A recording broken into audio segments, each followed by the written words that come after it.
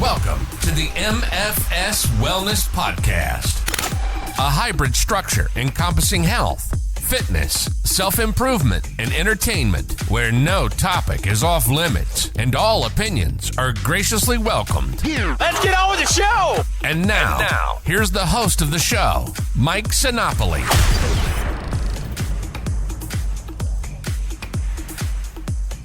Welcome to the MFS Wellness Podcast. I am Mike Sinopoli, certified nutrition coach, consultant, counselor, call me whatever you'd like. On this episode, I am addressing 7 cliched statements, usually used within the fitness wellness space, that I believe are now sort of passé, are negative in a way, can cause some confusion, can be intimidating, and overall just have a secondary meaning that may be convoluted with what you're trying to get across. Again, this is my opinion. You don't have to agree with me. I'm just looking at something from another perspective. I could read off all of these statements and you could find probably something positive with them, because I think each one of them are meant to be positive or motivating or inspiring or whatever. But in some cases, I don't agree with them in full. So I'm going to try to be as unbiased as I can, but also get my opinion across here just for the hell of it, to see if you agree. And if not, that's fine too. So the first statement, we'll go right into it. This is a fitness related, usually to training.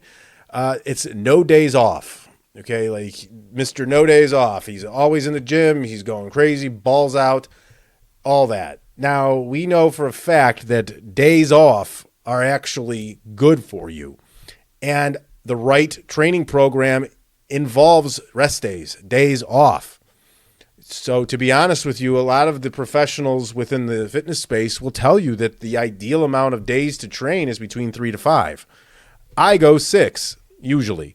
That's because I'm a stubborn son of a bitch, and I just want to. I actually enjoy being at the gym. So, but you know, if you go those other days, you could go every day to the gym, but no days off has that sort of connotation of you're just nuts, balls out every fucking day. You'll burn out doing that. You'll burn the fuck out. You know, even in your diet, you know, no days off on your diet. It's actually good to take a break from your diet and you know, just kind of wing it. It doesn't mean you have to just gorge on food and make yourself sick and hate yourself, but, you know, take a day off, even a week off of your diet, you know, of watching and counting and anything that you might be doing that's a little more rigid, and just, you know, maybe just go up to maintenance and chill.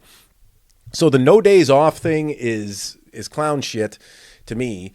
And I think that it has a meaning of, you know, every day show up, do it. And I get where the motivation comes from. I get where that statement kind of derives from. But realistically, you know, if you're like trying to jump into a lifestyle change and you start seeing some trainer who's 22 years old with his shirt off at the gym go, no days off. Ignore those people. They don't know nothing. That's all for show. It's nonsensical. Rest days are important. You can stay active on your rest days. You just don't train as hard. You know, your diets, give yourself a lenient day, whatever it is. That'll keep you consistent throughout. So no days off. Fuck that. Do it. Take a day off. Beast mode goes along with that. That's another one. Beast mode. I see it on shirts. You know, like screaming in the gym, lifting as heavy as you can. You're a beast. You're just doing the most you can at all. You know, if you're going to really live by, I know it's just kind of a saying, beast mode. I think it's actually cliche at this point. And I mean, I wouldn't use it in public in front of anybody. I don't think the right people are going to gravitate to you if you're going beast mode on everybody. You know, that just screams right head at the gym who wants to put up as much weight as possible, ignore their form, things like that. And, you know, it comes from a good place. You know, work your ass off, you know, go crazy in the gym, right? You know, just do it. To an extent, fine. But, you know, if you go too hard and you're pushing yourself too much like no days off, if your sessions are entirely too intense all the time, you're going to burn out, risk injury, and you might set yourself back. So fuck beast mode, do your mode, and do it the way you want. Next up, kind of go along with it, is one you may have never heard about, but team no sleep, or while you're sleeping, we're working, or whatever, or I don't sleep, or whatever. Something negative, like we don't, like putting sleep down as this weakness, as this lesser thing. Like we don't sleep, we're working. Fuck that. Like this one actually pisses me off. The other two, okay, fine. I can find a little bit, but no sleep. I'll tell you this, and I've said it on different podcasts before. Your sleep affects everything. It affects your mental health, your your energy levels. It affects your wellness. You're susceptible to diseases more when you don't sleep. Sleep is so important. It's when your muscles actually will rebuild while you sleep. After you've digested the protein, that's when you repair your body and you rest. That's why you want 7, 8, 9 hours of sleep if you can get it. I understand that's hard for some people, but it's very important. Just because our society is structured in a certain way to where you feel like a victim and can't sleep, look, I get it. You had to do what you got to do in life. Take care of kids, go to work, whatever it is. But if we neglect our sleep for too long, we're going to get sick. We're going to burn out. We're going to be tired. We're not going to lift. We're going to eat like shit. We're going to be lazy. We're going to sit around watching Netflix, fart into a blanket, and do nothing. So Team No Sleep can suck all the parts of my ass because I will sleep and I will get good sleep whenever I can. And, like anything else, it doesn't, you have one bad sleep, it happens. So don't worry about that. But to brag about not sleeping, it's like bragging about how busy you are. Nobody cares. You guys, fine. You got 4 hours of sleep and did all great. I got 8 hours and I feel better than you. So Team No Sleep, not a team for me. Moving along. Good things come to those who wait. Now, this one I do like a little bit because it sort of preaches patience and chill out and not be knee-jerk reactive. I get that from that statement, but at some points you can't just sit around waiting. Waiting around for something to happen will result in nothing happening. You will just stay complacent, stagnant, and in the same position if you just wait. It's just if you just go by that as it is, verbatim, good things come to those who wait. Well, you have to know when it's time to just sit and wait and when it's time to take action. So I do believe that that is a good statement, but also if you take it too literally, I guess, you can fall into this idle state of just waiting around for something to smack you in the face and good to happen and just this euphoric moment that you put no work in for to come and just take you over and out of nowhere from the sky. An angel just comes down and good things come. It's just, oh yeah, I just wait for that. No, you got to do something most of the time. Anyways, that's that one, kind of a shorter one there. But the fifth one is nothing tastes as good as skinny feels. This one I feel like is marketed and said to women.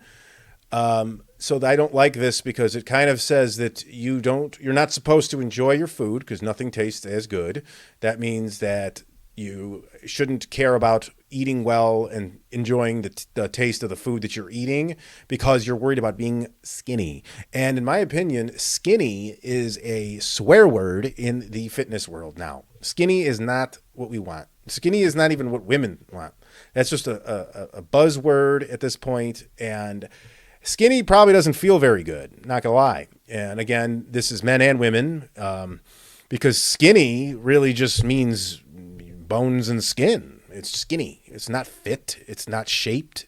You want to be shaped. You want to be fit. You want to be mobile. You want to just be skinny and shapeless and low metabolism and just miserable because you're eating 800 calories a day of rice and chicken and lettuce and beans. Like, forget it. So you got to find the needle there. You got to thread the needle there and forget that statement that nothing tastes as good as skinny feels, because that tells you all kinds of diet crap right within there. So not only, there's a lot of things that taste better than skinny. So, I don't really believe in this one at all. Stay away from the skinny stuff. Go with the fit side of things. It's better for the metabolism. It's better for the shape.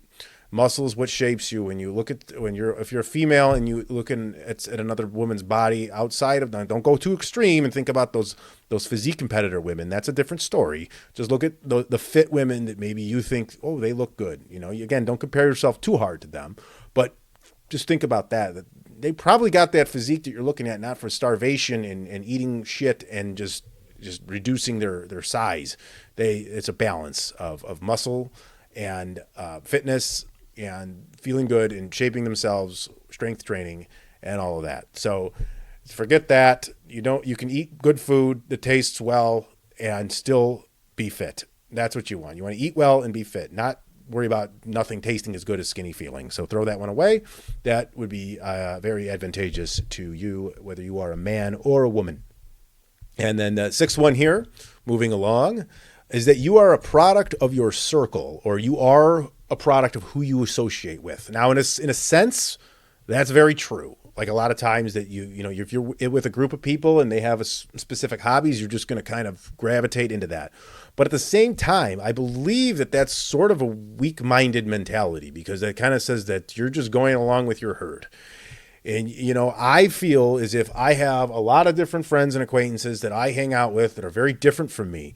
Their physiques are not the same. They drink, they smoke, they do whatever they do, but they're good friends and they're good people. And when we get together, we get along. It doesn't matter. We still do a lot of the same things, different views, different upbringings, everything of the sort. If you kind of just stick with that circle, you will just kind of become what they are potentially if you allow yourself to just go along with it. But I feel like if you have a strong enough mentality, you are yourself, you are an individual, and you can hang out in many different circles, and you can legitimately, genuinely get along with certain people in different scenarios. Like I have different friends that do different things. I have friends that are into fitness, that are into health, and we gravitate in one way. I have other friends that are into sports and bars and hanging out, and I'll still go and hang out with those guys. I'm not going to just ditch them. I don't like that whole mentality. You have to like throw away your old friends and people just because you want to make a change. Now, if they're toxic individuals and negative and you don't like being with them, that's a completely different story. If they're actually just dragging you down and maybe they're diminishing you, or they're being very ego challenged because you're not conforming to what they do, then maybe you got to think about leaving that circle. That's what I would think. If they don't, you give them a chance, tell them, hey, look, talk to them. Say, dude, this is what I'm doing. I'm sorry it's not the same as you, but you keep ragging on me for doing this. So then that's it. Fuck them. They're gone. If they don't want to do that, then they're a negative, but that's it. But if they're adding, just because they have habits that are different than yours, if you still get value and feel good and hang out with them and you're happy, I say do it. But a lot of these statements, you're a product of your circle, that's not true. I'm just not going. I'm a product of me, of myself, of what I want, and what I'm doing. And I'll adapt to people as I need. I have a lot of different facets of my own personality. Variety is the spice of life. That's another good one. That's a good one. I didn't put on this list because it's a good one. Variety is the spice of life. We need a lot of variety. More than ever in this country, too, because people are getting polarized left and right by this political crap. So we need variety. We need compromise. We need gray area. We need understanding. We need lens changing. We need to just understand people and not just get so into people that are the same as us. So I do believe that we could have a very good, diverse group of friends and people and circles that will end up being beneficial to us overall and enhance our lives if we allow it. As long as these people are good and you feel like it, there's no reason to just move on just because some quote says so. Okay, last one. Number 7 is my favorite. Everything happens for a reason. What a vague statement that is. That means literally nothing to me. Everything happens for a reason. That's like you look at it two ways. Like, I don't know. Some things just seem to happen and there is no reason. But we are the only species that really has to have a reason for everything. We can't accept it. We cannot accept that some shit just goes down out of dumb luck, out of just happenstance, just occurrences to just happen. We can't. We have to have an explanation. No other species is doing this as far as we know. Cats, dogs, raccoons, moose, elk, all kinds of fucking animals that I just randomly rattled off right there. They don't care. They just are instinctual beings. They just kind of go. They don't reason. They just accept, they move, and they go. Now, believe me, I'm not going to change places. I'm happy I'm a human being. But we are so desperate to have an explanation for everything, and it's getting worse and worse. It has to have a reason, and we have to like the reason. It's not even, that's how it is. And I think that what we do that makes this statement actually true in a way is that we have to, if something happens, we don't know the reason, we make up the reason. So I guess everything happening for a reason somewhat comes up as true because we have to put a reason in after the fact. If somebody passes away, we have to, why did this happen? Why? That's life. It sucks. It fucking sucks. And if you lost somebody and you're listening to this, it's not heartless. I've lost somebody really close to me very recently. And it's just life, and it's fucking brutal. And I know we find reason for comfort. We find reason for understanding. We find reason for peace. And that's okay. To an extent, that's okay. But, some things do just happen for no reason at all. and then we assign the reason after the fact to soften the blow. That's where I think that statement derives from, which can make it completely true as long as we pin a reason to every occurrence. But not everything happens for a reason, in my opinion. Some shit just does happen, and that we just have to find a way to accept it, and we use reasoning to do that because that's how we're wired as human beings. So, no, I don't believe everything happens for a reason, but we're sure as fuck going to make one for it. That's how we do it. Okay, that's it for this episode. I just wanted to rattle those off because I've seen them. I've had this collection in my head of these terms and these phrases, and they're a little cliche at this point. But I thought we'd have some fun with it. If you're listening and you want to get a hold of me and you have other ones that you want to talk about that I can maybe put in a second episode of this, please send them over to me. I'm on social media. It's at MFS Wellness. It's on Instagram, Twitter, or Facebook. You can email me, mike@mfswellness.com. I'm always happy to talk, discuss, and whatever else it might be. Very open with conversations. Love to talk to anybody from any walk of life. And if I can help you, that's even better. So until we get back here with the next episode, we will see you then.